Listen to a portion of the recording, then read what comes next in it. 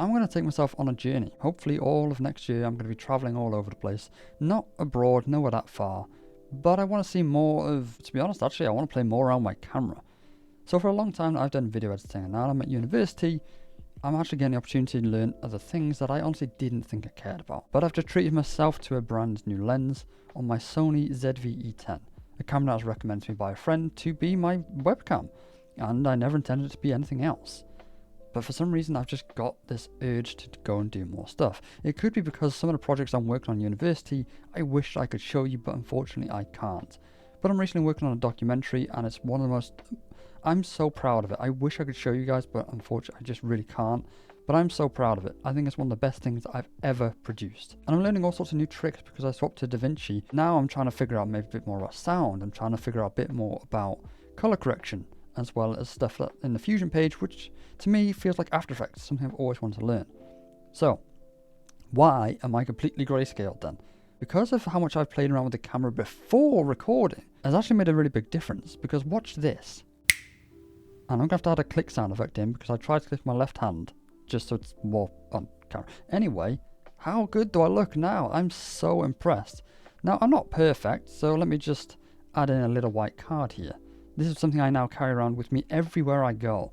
So now I can actually white balance to that card, and I should have perfect white balance. Now, in this case, I've got a lot of light, so it shouldn't be that big of a difference.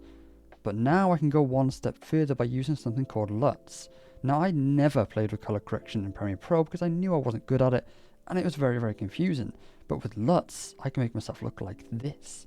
Or I can make myself look like I'm in a warm desert. I could do all sorts of stuff, including making it just unwatchable.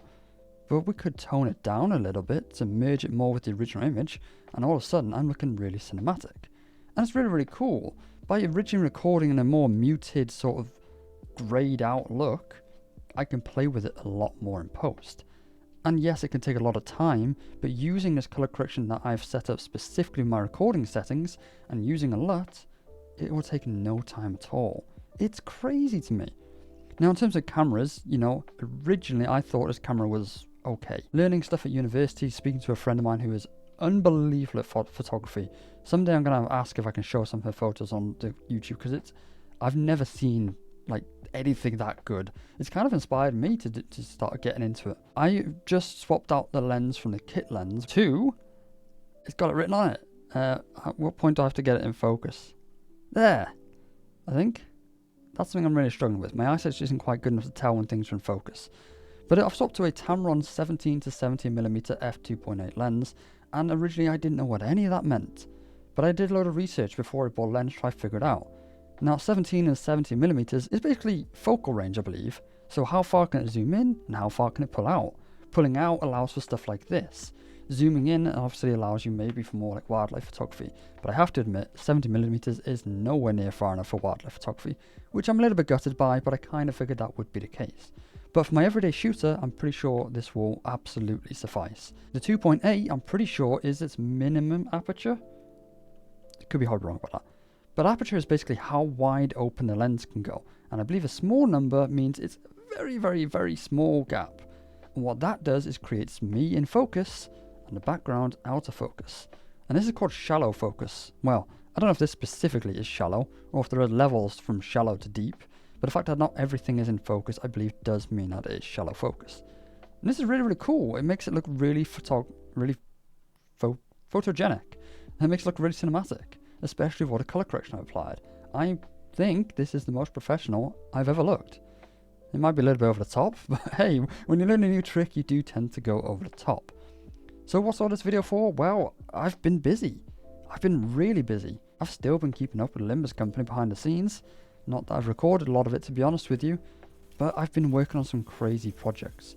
My documentary project that I wish I could show you, I think is the best thing I've ever produced. It's only 5 minutes long, and next year, well, technically it would be next year because it'd be 2026, I'll be making a short film. I made some really good friends at university. I didn't really do a whole lot of socializing year one, but year two we're doing more group projects, and they're helping me learn about the other aspects, which is cameras.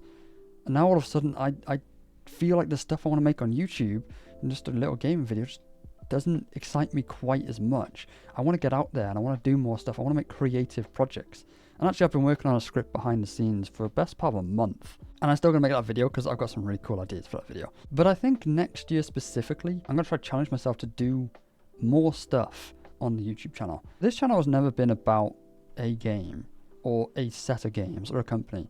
It was just me sort of expressing my creative freedom, and I want to do that. So I've got even a load more stuff arriving over the rest of this week and the next week and probably the week after. I've got a load of stuff coming which will allow me to take my camera out there and actually record some cool stuff. And like I said, I want to take you all with me. So this is a quick video to say that sorry I've been not around. I've been working on so many cool videos behind the scenes, but it's all for university, so I can't show you any of it. But like I said, it's some of the most proud work I've ever done. And I want to make stuff similar to that for my YouTube. One, to learn more about cameras, because this is so cool. I just recently taught myself about the exposure triangle. But you know, I'm learning all sorts of stuff. I am getting really into it. And it's thanks to a lot of people at university, staff and friends. And it's because I genuinely want to improve. I want to learn more. And I really want to kind of show you guys what I can do. So next year I plan to take myself out with my camera. Maybe I get some help from friends at university to help me record the bits I'm going to struggle to record on my own. But also I want to learn the Fusion panel. And I'm thinking I'm going to treat myself at the beginning of the new year to at least 1 or 2 courses on the Fusion panel, because it seems like After Effects and I could do genuine VFX. So thanks for sticking around. I appreciate that. And what I will say is, one, because I'm making a documentary right now and I'm about to make a short film, I do want to incorporate that to the videos. I would love to learn about something new and teach you along the way, maybe even organise to have interviews with people so I can stretch and learn all these tricks that I've been learning and progress and demonstrate them to you. But I also kind of want to do it in a semi-educational manner. So while I'm learning, I kind of want to show you that I'm learning it and sort of teach it back to you. Don't know if that makes any sense. But I've got lots of cool plans. I just don't have a clue how I'm going to do them all. So bear with me, and I'll see you guys soon, hopefully. Thank you everyone for watching. What did I used to say? Thanks for watching. Thanks for listening. I'll see you all again really, really soon. Bye bye.